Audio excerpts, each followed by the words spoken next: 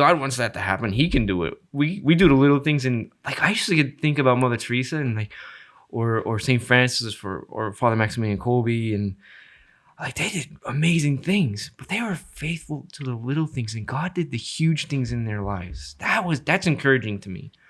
That is absolutely encouraging to me, because I can only do the little things. And then Jesus is the greatest example of doing the little things. Like our Mother Mary, the little things. And the Father just does these beautiful blessings in the simplest, littlest things of people's lives that draw people to him.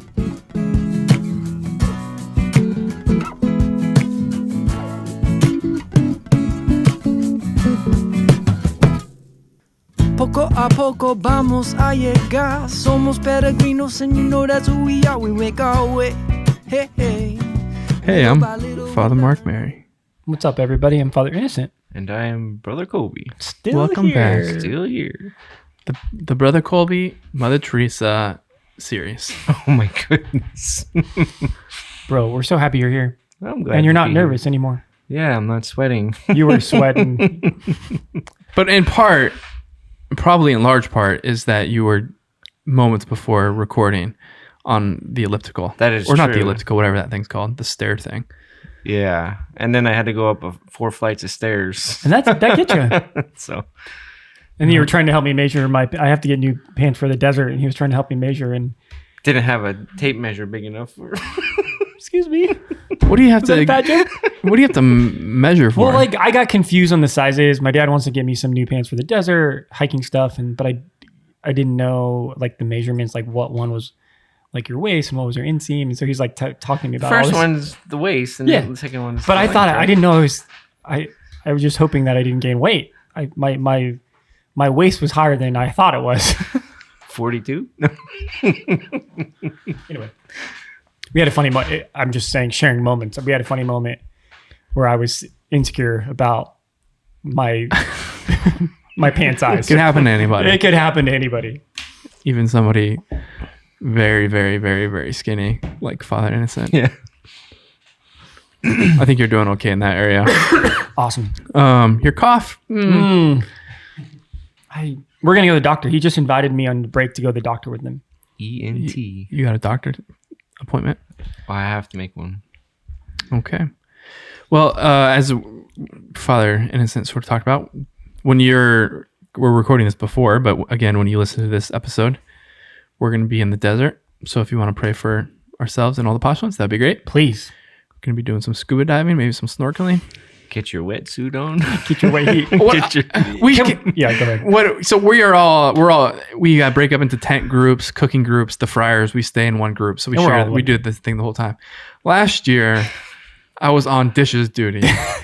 I was never allowed to cook the dinner for Brother Kolbe and Father Innocent, and it was fun at first. It was kind of a game because you got to do it a special way, leave no trays. And then by like day 15, 16, 17, it's like, you guys are making like macaroni and cheese or something like that. I'm like, I don't really want to do the dishes anymore. But these guys didn't trust me with my cooking skills. Yeah, I mean, in the desert. I just want to be honest with Kolbe. There was a moment we had a couple weeks ago where he was vulnerable at dinner. He's like, "Do you think I could try cooking?" And I, emphatically, without even discerning, I'm like, no, bro, it's just not gonna work, right? And Brother Kolbe, we had a good setup though. Like you got the tent set up, or me and you got the tent set up, and then Brother Kolbe would start cooking, and you would just kind of stay far away from any food prep as possible, and then I would cut stuff up and summer sausage, which you liked a lot. I mean, you're not bad, right? I mean, you got the fish sticks out of the freezer and put it in the oven on Friday. That's pretty good. Yeah. Are we in the desert? Fraternity? Bro, I mean, we could talk about this. I mean, we are talking about it. I'm open. I want the people of God to be able to hold you accountable. We're going to get back in a month or two. We'll find out what happens. Yeah, we will. We will find out what happens. Bro, I'm just here to be a team player. Yeah, bro, I'm here to serve. If you need me to take the lowest place, you know me. Dishes I'm always are down for you. Just leave no trace, bro. There's just sometimes, it's not that fun anymore sometimes. I love that. That's actually really good. Sometimes it's just not fun. And so Yeah. like I just want to do something different. It's good for you. You guys just don't trust my menu. All right, so that's happening. What else is happening? One other interesting thing is an update. It's good that both of you are here as well for that. We recently had a community event where all the friars and CFR sisters were together, and I hung out with the CFR sisters quite a bit. I was the lone friar at a table at one point, which is good. Yeah, which is great. But I took the opportunity to ask them about whether or not the sisters put the cross like over the cincture or if you go under. And because part of my argument was that the sisters always do things right, and so like there's definitely going to be a way. I was basically just trying to get some more support for my belief that there's objective truth. Some of us wear your rosary. Some of us on the podcast are in objective truth. Some are not. Just trying to work there. Just being real. The first two sisters finally professed. Like, I've never thought about it.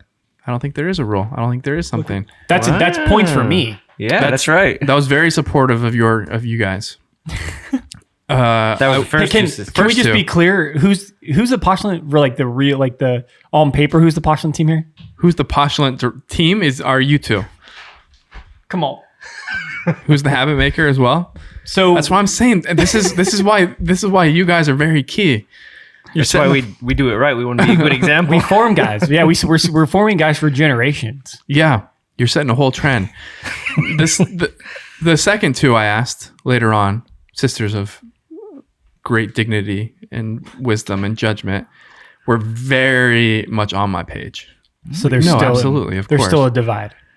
There was some that were a lot of confidence, and then there was some were like, I don't really know. So I'm just saying that's that. I just think that there's a proper way to put the toilet paper on the thing. You go to any hotel, there's a way to do it. I just think there's a proper way to wear a rosary. Wear your rosary. There's a picture on Instagram recently where it's Father Innocent's rosary. You can't tell it's Father Innocent's, and the beads are going over. That's not true. No, it is true. The beads are going over his cross, getting in the way. Obviously, what is supposed to be in the front was not in the front. There's obviously a muddled traffic jam. He's worried about all this stuff. I'm just trying to be with Jesus in the Blessed Sacrament and just let him look at me, and he's worried about all this stuff. Brother Kolbe. Brother Kolbe is tough because he's the habit guy. He's also the rosary guy, and he's also everybody's favorite. And he wears it wrong, according to you. According to me. So, Brother Kolbe, I receive you as you are. Thank you. I appreciate that. But I don't care how you wear your rosary, as long as we can just say there's actually the lights. There's actually a way, and this is good for you because it's not. There's not a way. There's definitely a right way. If you look at there's definitely a right way. I mean, the most important thing is that you pray your rosary, you love Mary, things like that. That's what's most important. Fair enough. But anyway, so don't keep your rosary in your pocket. Put it in your hand. That's right. Yeah. It's true though that we have this experience in life, and I probably lean into it more than others, and so they might misread it. We have 1,000 opportunities to have an opinion and just to be like, all right, well, whatever. It's not going that way. You want to do this thing? No. Okay, whatever. You know what I mean? Okay, you guys want to sing this? All right, whatever. I don't know. You guys want to wear your rosary like that? Okay. I'm going to give you a hard time about it, but whatever. I'm not going to lose any sleep over it. There's a lot that me and Mother Teresa have in common. Just I'm so little and just humble and stuff. Yeah. When you become the postulant director, you can tell them to wear the rosary however they want. I don't, just to be clear, if I'm ever in charge of telling them how to wear their stuff, I'm going to tell them the right way. There's only one way. One way. You can do what you want later on. All right. So this is, again, we're going through Come Be My Light, Mother Teresa. And we're just going to kind of look at one particular theme. And this is a quote from her on page 34 in the book. And I love it. To the good God, nothing is little, because he is so great and we so small. That is why he stoops down and takes the trouble to make those little things for us, to give us a chance to prove our love for him. Because he makes them, they are very great. He cannot make anything small. They are infinite. Yes, my dear children, be faithful in little practices of love, of little sacrifices, of the little interior mortifications, of little fidelities to the rule, which will build in you the life of holiness and make you Christ-like. The first thing I want to point out of that is, I think actually, like, she's making like some really, really deep observations and points throughout. Is I think what's a kind of a paradigm shifting understanding of the task before us and what's God's inviting us to, is in her own words, her understanding that these opportunities to love Him are actually from Him, right? And I think there can be a just kind of a sense of like life is happening, things, there's a little bit of like an arbitrariness of what opportunities come our way. There's just circumstances, there's the state in life, the vocation we ended up in, things like that. And it can kind of just be detached, I feel like, maybe from its source, and maybe just seeing outside of providence and God's plan and His provision. And what Mother Teresa is saying is these little opportunities to love Him aren't coming out of nowhere. They're not arbitrary. They're not just happening. But actually, these are gifts from God and all of His greatness and His grandeur and His love and His infinite wisdom. There's gifts from Him as opportunities for us to just love Him, and it might be in a little way, but because it is from God, it bears within itself the infinite value that God has bestowed upon it, again, in His making of it. So that's kind of, there's nothing little because He is so great. He makes them, because He makes them, they are very great. He cannot make anything small. They are infinite. Yeah. Maybe just to zoom in to a little part of kind of the why, right? Mother Teresa is so captivated by Jesus, and you see this in the lives of the saints. They're just captivated. You see it in Francis. Something happens and they're so captivated by who the person of Jesus is. And so I think Mother Teresa's vision is the fact that, like, looking at the humility of God, right? Her longing for the Eucharist, He becomes so small because He loves us and wants to be close to us. And I do think it goes back to her just experience of understanding the scriptures and salvation history. Like we talk about this all the time, like the incarnation, right? Like that God, He comes so close to us, that He becomes so small, right? And this is her whole understanding of Jesus is Jesus hiding in the poor, right? That God comes so close to us, right? And so as she's overwhelmed and captivated by this, then she recognizes that as Jesus became this little baby in the womb of a mother, and He allowed Himself to be taken care of by Mary and Joseph, He allowed Himself to live in this real world, and God was affected. God was in relationship with the real world, right? Nazareth, you just think about Jesus growing up and Mary and Joseph just being poor and faithful and like doing housework and working and all this stuff, because Jesus enters into it, becomes holy. All these things become an opportunity for sanctification, right? And this is the way of God. This is what He desired, and how to come close to us and show us what it means to be sanctified and holy. Like Jesus shows us, Mary shows us the way. So there's just, I think that's the invitation, is that things can seem so small. Like me getting up in the morning, me, the house cleaning, the taking care of the kids, the hidden things that you have to do as a mother and father, that's pretty thankless. The manual labor, right? Or just, those are just some examples, but everything becomes an opportunity of sanctification because God enters into it. And it's an opportunity to be close to Him. And this is what we're going to talk about, that if we can choose it and see it differently, then it can become a really holy place. But again, it's not just, we're not like trying to understand this from the outside. We're just trying to understand that this is how God chose to come close and reveal Himself. So therefore, in our own daily lives, like these things can be really holy. Yeah, I was just one little line. I don't know the whole quote, but you want to love, start at home.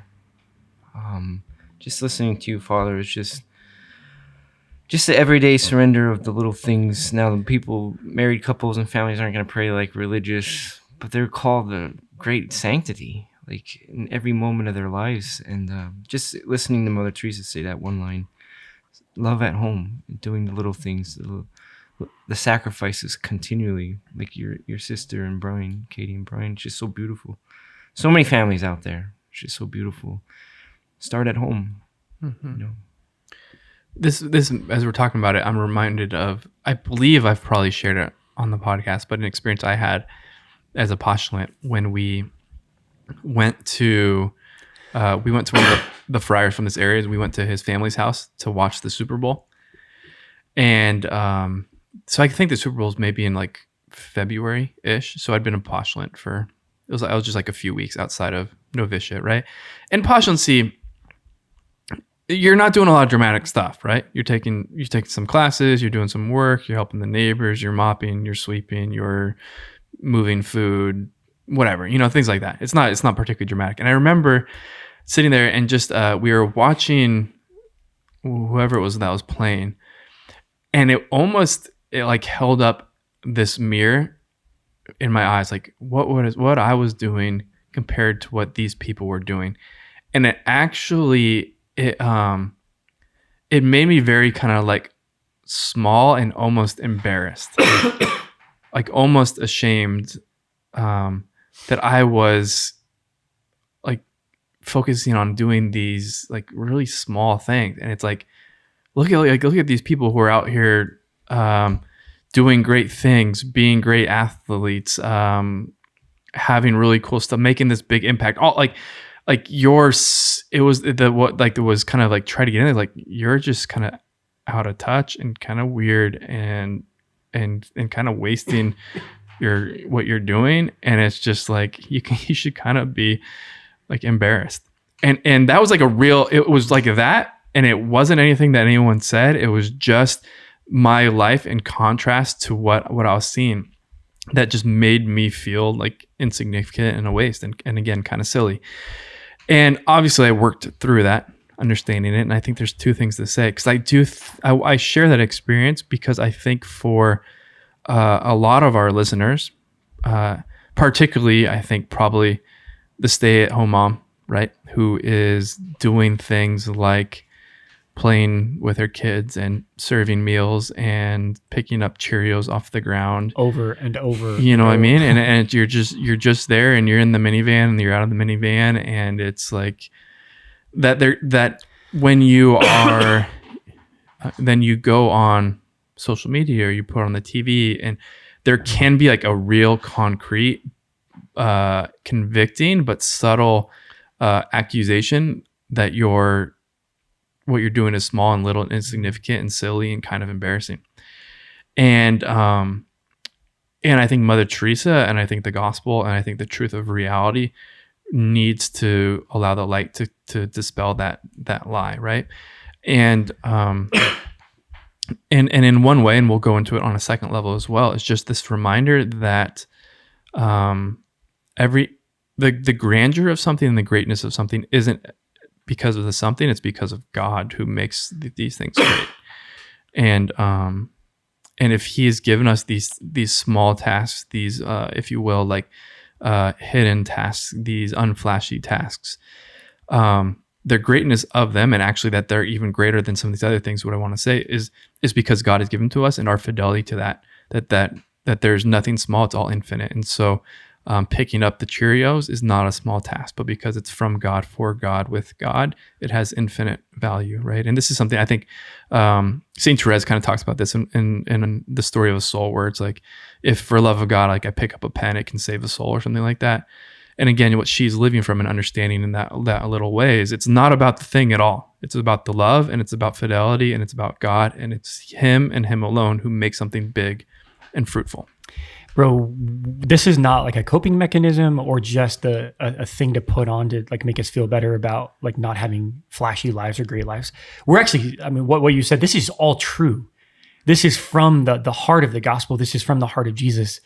And you see it in the saints. Like Mother's not just talking about, this is maybe provocative, but I don't believe we're talking about like one way among many where we can all, like us little people, can just find ways to be holy. I think we're talking about what's at the heart of Jesus coming again so close to us that it's not about the thing, it's about Him. And so again, it's an invitation to make another act of faith, that the way that God has invited me to live my daily life is it's not because I'm just faithful and I I can like follow a rule of life. No, because he's there with me. And he sees me and he loves me and he wants to be with me, and he's created this life out of his providence where I can become holy. Like, I love how you say that. It's actually, it's not about the thing, it's about him. And Christians, we actually believe that God is present to us like this. That God comes close and you have accessibility to God all the time. Jesus is, and that's why just the sanctity of daily life and the practice of the presence of God. And, that's why, like, when I sit and do spiritual direction or just talk to mothers and fathers, there's a whole lot of holiness going on because people live this way. And it's hard for me because they don't see it. There's sanctity that's rising up, longings and prayers and real holiness because people are being so faithful to the way that Jesus comes to them in the small things. Brothers, this is, again, it's true. We're speaking truth here. Mother Teresa is shining light on, I think, the truth of relationship with God. Yeah, with God, nothing is wasted. Everything that he has touched is sanctified. Home life, growing up in Nazareth, everything. And then just seeing Mother Teresa in the video too, just her cleaning the toilet, cleaning the bed for the poor. It's a holy way of life. And then just being a brother, sometimes you want to build, the Tower of Babel, like you want to do something great, but actually those little things matter a lot. Like, just more. Yeah, it's just so beautiful. It's so pleasing to Jesus that you go the little way. It's funny because you talked about the toilet paper roll. It's like you go in the bathroom and I think it's the wrong way. Under is the wrong way. Over is the right way. Correct. Right? Yeah, I'm with you. Yeah, because it's objective truth. Go ahead. But then, like, someone else might think, okay, the other way is better. It's like, all right, it pains me to leave it like that. I'm just going to leave it like that for love of the brother because he likes it that way. So when you encounter something that's different, it's like this movement and of you your just heart. silently And you offer it up. like in a poor, beautiful way, you offer it up. Yeah, you offer it up. And then you become holy. Like there's something that happens. Yeah. Oh, what weird. And then those little things, Mother Teresa, I was reading the other day, Blessed Carbonano talks about the little pinpricks, little flowers. She loves, that's her patron, Mother Teresa, right? Little flower. So little pinpricks of your life. You ever, as a tailor, I prick myself with the needle quite often. It's very painful. But these little things can be very kind of painful in a sense, right? Because it's not your way. It's not your will. But then life lived like that, like Mother Teresa, her constant yeses to Jesus, no matter how little the pinprick was, leads to a life of Jesus ultimately being crucified and us dying to ourselves. And Mother Teresa died to herself. And to not life into like death into death, but death into life. Like this life in union with Jesus and everything that he touched with being human, being living as humans, right? That's the way to live, right? You don't want to be robots, made to do things. You actually make the choice to do it. God's given us this grace of free will of letting ourselves to surrender our way, to surrender to his way, and to loving and living with our brothers and our sisters, or at home, wherever it is, at work. Little sacrifices in every day of life. So. I'm going to ask you, do you have something? Nope. You picked up. I'm going to ask you a question, Brother Kolbe. And actually, just to reference it, there's the Sister of Life everyone knows and loves. They're everyone's favorite. I'm not upset about that. It is. But it's this funny thing. It's like, oh, the friars are here. Great. Cool. And you're like over there. And then they sit like two Sisters of Life walk in. Wow, Sister of Life. It's awesome. And then we're just left by ourselves eating tacos. Nachos. No, it's all right. No, you can go see the sisters. No, it's okay. I get it. But so one of we've never really talked about it before. Brother Kolbe discerned to be a Sisters of Life. I realized that's not possible. So that helped me out a lot. What we call the religious brother vocation. Yeah, right. So Brother Kolbe's not going to be pursuing or being ordained a priest, right? Nope. And I wonder if you could speak into this, because one of the things, there is a minority about it. That's kind of our language of like kind of like the we just like taking the lower place, and that's one of the characters of a religious brother. Because then the reality is, like, if you're a priest, you're up there giving a lot of homilies, you're talking, people are coming for spiritual direction. There's just a lot of that kind of stuff, which could seem like you just kind of get a lot more of, like, if you will, the spotlight and the microphone and that type of stuff. Whereas, right, like, how many times do you have to hear us giving homilies and giving our opinions and giving this sort of stuff, and you're not, right? I don't know. Is there any way in which this is part of your own inspiration or your own vocation or your own kind of like daily following of the Lord? That just the beauty of a hidden life in that gospel verse comes, do it in the silence of your room, praying to your Father, doing it for Him rather than being seen. Now, we all struggle with that. We want to be seen. We want to do things to be acknowledged and stuff like that. But it's just so beautiful knowing that you're doing things and the Father sees it, even though you might not get recognized for it. And, like the gospel verses, when the servant's out serving, he comes back, and then the master says, "Prepare the meal for me," without saying, "Okay, now you can take a break and have a meal with me," but then you can have a meal after you're done serving me. It's kind of like, so not looking for a reward of acknowledgement, like, even though really I want it, but like if I don't get it, then that's fine, because Jesus sees everything, the intentions of the heart. It's just so beautiful, like the little things that you can do without even being really known, and how many times has Mother Teresa, you probably can't count how many times she did an act of charity within the convent, just like all those little things, without ever being really seen, even before she was even well known. She had this relationship with Jesus, and she didn't want to be popular, right? She just wanted to love Jesus in every little thing in her life. So yeah, I don't know if that. Yeah, and I think even if again, this is like an actual kind of, if it's too much, we can adjust. 'Cause I think one, like, even I feel like the religious brother vocation is probably pretty misunderstood or not understood by a lot of people, and how many times when you say, "Yeah, I'm Brother Kolbe," and like, "Oh, you're like, are you gonna be a priest?" No. So you're not going all the way? Like, there's almost like, right, there can be a lack of understanding of the fullness of the vocation.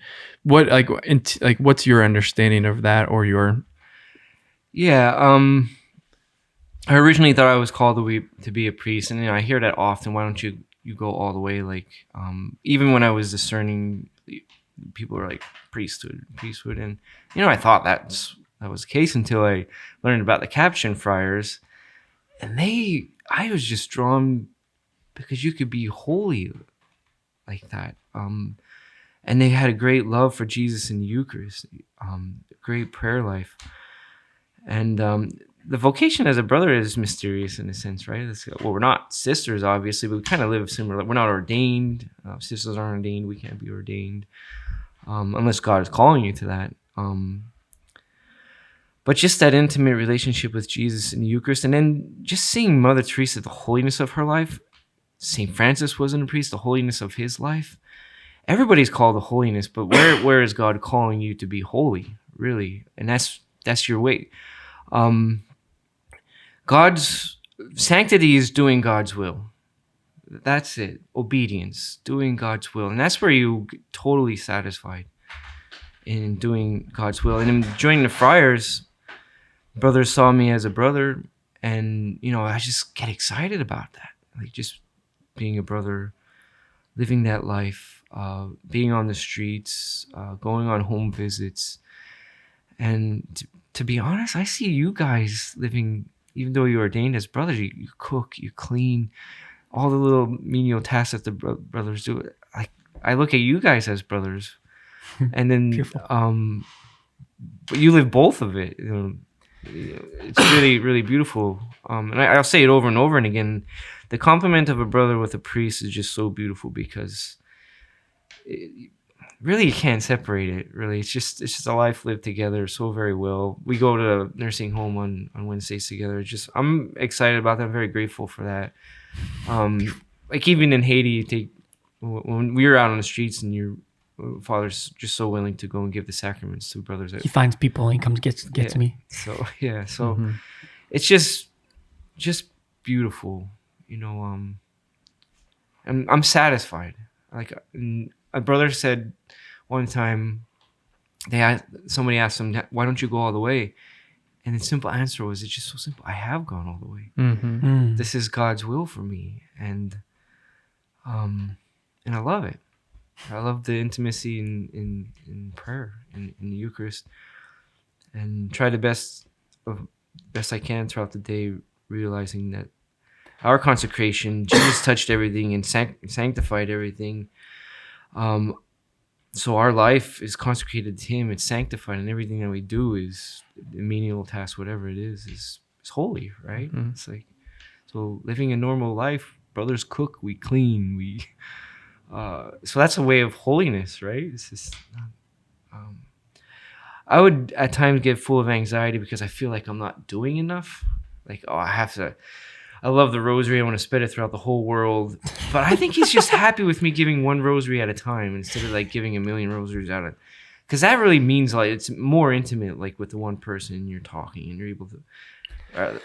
If God wants that to happen, He can do it. We do the little things, and like I used to think about Mother Teresa and like, or Saint Francis or Father Maximilian Kolbe, and like they did amazing things, but they were faithful to the little things, and God did the huge things in their lives. That's encouraging to me. That is absolutely encouraging to me, because I can only do the little things, and then Jesus is the greatest example of doing the little things. Like our Mother Mary, the little things, and the Father just does these beautiful blessings in the simplest, littlest things of people's lives, that draw people to Him. Not to brag or anything, but I was walking in Newark, and one of the poor people said to one of our associates, and I was just walking on the street. Like we must have got anointed with the Holy Spirit. It's like that's beautiful. I was just walking on the street. He's like, what was I doing? She's like, I'm wearing the habit. It's a witness. Walking on the street, and it's like, there's something special about that brother. And I was like, oh, thank you. I appreciate that, because I know God is with me. So little things like that. Beautiful. One of the brothers in Padre Pio shelter, serving Roberto, he doesn't have full access of using his hands, and he couldn't get dressed. I was really touched by that. Like the brother, the priest, our brother, he was dressing him, undressing him, putting his shirt on. I was like, that's holiness right there. Like that really is. It's like Jesus clothes us, and we get the opportunity to clothe others. Yeah, beautiful. But anyways, so my heart's moved by you, Brother Kolbe, consistently. I mean, yeah. So there's just a couple of things. You use the word consecration, and Brother Kolbe, you're consecrated to God. You're consecrated to God, and that's why there's nothing lacking. That's why you have such a full life. That's why your life is just overflowing. Are you uncomfortable yet? Should I keep talking about you? No, it's fine. But you're consecrated to God, right? And so that's why, because what's happened in your own heart with Jesus, that's why these things can, like, everything means something to you, because your whole life is given, and you get up and live this grace and fight for this grace every day, right? That's what I love teaching the young guys. Like, to be consecrated to God is full. It's enough, right? This is the gift of our life as consecrated men. And now the gift of baptism, it's still full. We're consecrated, right? We're consecrated to God as sons and daughters. It's a full thing. There's nothing lacking. But Brother Kolbe, that's why, like, everything means something. Whether you're walking on the street, or I often see you making rosaries, and you know this, but it's a thing. Like, people know you, and they love your rosaries, and you give them out. And I was literally thinking about you a couple weeks ago when we had the feast of Saint Seraphim, who is a Capuchin lay brother. And it was like funny because he lived in like the 1500s, And it said, yeah, like he lived such a simple life, and all he'd like to do is he was like a porter, and he'd walk the streets and hand out rosaries. I'm like, that's Brother Kolbe. Like, that's Brother. And it said when he handed out rosaries, people would pray and be healed. I'm like, I mean, so it's beautiful. Like that comes from this consecration. That's not flashy. Like it's just so wonderful and so beautiful, but it's just such a holy thing, right? And he is a saint, and he healed a lot of people by just handing out rosaries, like one at a time, like you said, one at a time. So it's just beautiful because it comes from this place of being consecrated. And Mother Teresa, there's not a moment where you don't see a rosary in her hand. Like she just loves Our Lady, and Our Lady's whole heart desires to lead souls to Jesus. Mm-hmm. Through the meditation of the rosary, the gospel mysteries in the rosary. And it was her sisters that actually, Sister Margaret in my city, inspired me and taught me how to make the rosaries. So it's just beautiful to see how it's so connected to Mother Teresa. Her sister is just living a life that was given to them through Mother Teresa, reaching other people. Thanks, guys. I'm grateful, Brother Kolbe. Thanks for going down that. So good. I feel like it's a little. It could be a sensitive or a vulnerable area. So thanks for letting me ask those questions. And the reason I did, is I think I don't want to be reductive or too refined, but in some ways, maybe the religious brotherhood and how it's kind of understood or not in the world, there's probably a lot of parallels to the experience of a stay-at-home mom. Mm-hmm. And that's where I don't want to say it's just a stay-at-home mom. I feel like there's a lot of dads who can experience it as well. But where there's just like, hey, I'm going to be faithful to what I've been given. And perhaps there's not some of the flashiness or the bigness that gets a lot of attention or value to others. And so that lends itself to a bit of like a misunderstanding from without. But if we're, I'm going to use the word, like if we're spiritually literate, if we can read and see what God's doing, it's like, no, actually, these hidden things, these small things, are like enough and more than enough, because they're from God, right? So I think of, it's taking care of the kids, providing for a family. Maybe you're being open to life, right? And so then you're going to have, and in a situation where you might have more kids than other situations, so you're going to have less traveling, you're going to have a less fancy car, a less fancy house, or you're going to not be going out and be traveling and doing some of these things that other people are doing. And maybe to your buddies or your coworkers or your friends, or to, if you will, like the social media voices that speak to you, it can make you feel like you're doing little things, or like you're not really doing much, or that your life's of less value. And again, like I think under that is like this ultimate lie to get us distracted and to get us outward focused and to get us actually spending our time and energy on something that's not of the Lord. There's probably a strategy behind it to actually bring us from the Lord. But I think like it's I just want to, because I just do feel like that's probably a true thing that resonates with a lot of the listeners in their own experience, why I kind of wanted to go there a little bit. But second is this is not only, I think there's actually more merit and more grace and more actually divine greatness in the small, hidden, like unwanted things than in the big things. And again, like perhaps you're a faithful, Catholic priest, speaker, and all of a sudden like your platform blows up and you're giving speeches to 20,000 people. We don't have to like look down on that. Like if what the Lord is giving you to do and the journey of your fidelity is that you're like this big person, whatever. Okay, great. Like the value of it comes from your fidelity to the Lord. That's what He chose for you. Cool. Mother Teresa was giving talks to the whole world. All right. So it's like, okay, that's not a bad thing. It just doesn't have value because of its popularity. But if you're given a task and you're given an opportunity and you're given a fidelity that no one's going no one's going to be impressed by, no one's going to see, no one's going to throw you a parade, no one's going to put you on their podcast, no one's going to make a video documentary about it.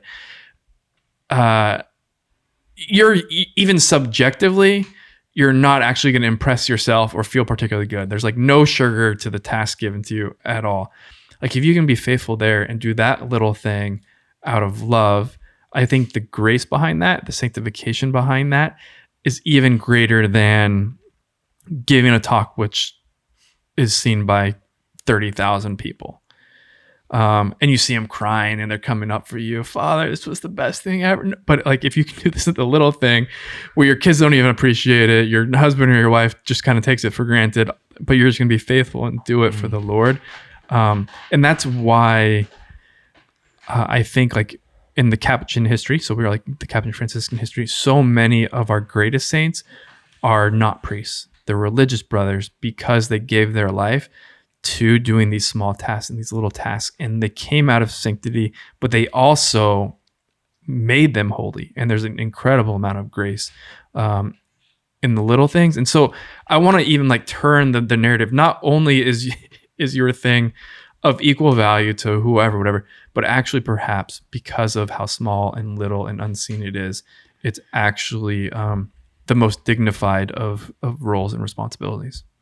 Yeah, and the only thing I hope it's okay to add is that Go for it. Is that because that's all true, but it's like I think just the way to look at it as well is that Mother Teresa did all these big things because of the small things, right? So it's just beautiful to know that like there's something you just the fuel, the fire comes from the like the daily fidelity. Right. And so then the fruit, like Brother Kolbe said, just kind of blows up. Right. And so it's the daily small things, but then like it just can't help but like just bear so much fruit. Right. And so that's what's just beautiful about Mother Teresa is that she would have never picked to go and be on a world stage. But it was because she just day in and day out, like Brother Kolbe said, she practiced dying to herself over and over and over and over again. And then it just bore fruit. God chose to make her this kind of universal saint. So it's just something beautiful that you're going to be surprised by grace too. If we can be faithful in the small things, it's like there's real serious holiness there. And then God surprises you. You're like, whoa, like there's just beautiful moments, beautiful graces as your family grows and you're just going to start to see God in very beautiful ways, right? So it's all kind of held in there together, but it's just like this beautiful thing that holiness bears fruit always. Funny story. Go for it. So it's like Mother Teresa's humiliation could lead to humility, right? And then you're going to talk about a humiliation? Yeah, a little bit of humiliation. Brother John Joseph's birthday, I got a recipe from my mom. She's got this really good chocolate cake. I decided to make a double layer cake, and interiorly, I'm secretly looking for acknowledgement, And then I go into holy hour. The cake is done. I pull it out, and I have no time to let it cool down. So I just slapped icing on it. Before I go into holy hour, slap the icing on it, put a double layer on top. And then I come back after holy hour, and it's completely crumbled all over the place. Like the can, like it's just like a big blob. So it comes time to sing. We sing Happy Birthday to the brothers. We honor them. I put candles and turn the lights out, and we start singing Happy Birthday. And I can hear Father Francis Mary say, "What is that?" And his face is like totally red, and everybody's laughing. And I put in for Brother John Joseph, and he's just losing. But I was humiliated, but I was so grateful because it brought a lot of brothers joy. So it's just so beautiful that little things like that matter. Even we don't do things perfectly. But God is pleased with our fidelity to the task that is before us. So I have a problem with perfectionism, and the biggest problem with that is that I never do it perfectly. So just know, everybody out there, that when you have a task before you, taking care of someone doing this or that, whether you get acknowledged or not, or if it's a failure or this, He is very pleased with your fidelity to the task that's before you, that He gives to you. And I recognized that in the messed up cake that he was very pleased with because of the joy that the brothers had from the mistake. And it was so much better than when the cake came perfect. So I don't want to belabor it. I'll add one proposal, kind of a concrete thing. And again, it's like, it feels a little bit cliche because we've probably heard people talk about it before, but right, like if the equivalent of what Jesus, Mary, and Joseph were living at Nazareth, if they were like living it here, it wouldn't be a popular social media account. They wouldn't be making a YouTube channel about it. They wouldn't, you know what I mean? It wouldn't be impressive, like, to anybody, right? And it's just a reminder, like, that God came to us small and hidden and lowly and normal and ordinary, but there was never more greatness in any space than there was in this little house in Nazareth, right? And he comes to us, right? Like, he comes to us in the Eucharist in the form of bread that is more passed by than not, absolutely misunderstood. Like, there's just this constant in this sense of the world, like, and even how many of us like kind of look at Jesus and think like, okay, it's not really, like, yeah, it's great, but it's like not really enough, not that big of a deal. And we look at other places, but that's how he comes to us. And he comes to us in these little humble, lowly ways, not by accident, but there's something of the divine wisdom behind that. And again, we want to respond with this, for whatever reason, I'm calling this spiritual literacy, this capacity to see the hand of God and to really evaluate where he is and what makes things great. And so one of the thoughts, just a little thing, is especially if you struggle with comparison and that leads to self-condemnation, to have like a little image of, it can be a little creche, it can be a little nativity, a little Holy Family thing, where when you find yourself, if you've watched the TV or you've gone on social media or something like that, and you're starting to feel kind of like a little like, woe is me, and a little bit, again, like it's kind of attacking your self-esteem or something like that. Just again, to like look at the Holy Family and be reminded that, okay, you get it. You lived it. I'm just doing what you're doing. And just 2,000 years later, like as long as you see it and you get it, that's going to be enough. And again, just this line, it's awesome. He cannot make anything small. They are infinite. Yes, my children, be faithful in the little practices of love, of little sacrifices. Again, getting your kids ready for school, driving them to school, waiting in the school line. It's not little. God gave it to you. It's infinite. Making dinner, it's not little. It's infinite. Cleaning diapers, it's not little. It's infinite. Going to work and being an accountant and filling out spreadsheets, it's not little. It's infinite. The greatness comes from God, and if we're faithful to what he gives us, he cannot make anything small. So let's ask for, just the grace of eyes to see, and to see the truth of things, and to evaluate them with eyes of faith. Cool. Awesome. I am very grateful that there was a scheduling mistake and it led us to having Brother Kolbe on here. I don't think that was by accident. It's always fun to have Brother Kolbe come and steal the show. Totally. You're little, but you're great. You're pretty great, Brother Kolbe. Yeah, you're the best. All right. Brother Kolbe, can you give us one final blessing by closing us with prayer? Sure. In the name of the Father, and the Son, and of the Holy Spirit. Amen. Thank you, Father, for the gift of life you have given us in the Holy Family, Jesus, Mary, and Joseph. Help us to be faithful to the little things and to do them with great love for you, to sacrifice our time to be with you, so we may fall in love with you. Hail Mary, full of grace, the Lord is with thee. Blessed art thou among women, and blessed is the fruit of thy womb, Jesus. Holy Mary, Mother of God, pray for us sinners, now and at the hour of our death. Amen. Brother Kolbe, pray for us. Mercy. Did I ask you to close us in the prayer last episode too? Yeah, bro, I love it. Yeah. Bro, When he's here, we're not messing around. We're not playing games. We're not playing games. I forgot who it was. I was playing. I was ready. His right hand. Yeah. Just That's okay, it's bro. what a beautiful thing. Little mortification, What a little sacrifice, pinprick. You're little Father Mark embarrassment. Mary's a little pinprick. Father Mark Mary's a little pinprick. That's what I'm here for. So hey, a couple of things we can talk about. We've gotten some very strong mugs. I'm very excited. Also, we have strong mugs. If you want Coffee Habit, genius. It's very smart. It was Michelle Benzinger's idea just a couple of years ago, kind of, that we took. You can go to pocomerch.com and get some Poco merchandise. What are you guys doing I there? was excited about my mug and I spilt everywhere. We're gonna have to get some like Poco a Poco towels to clean dishes.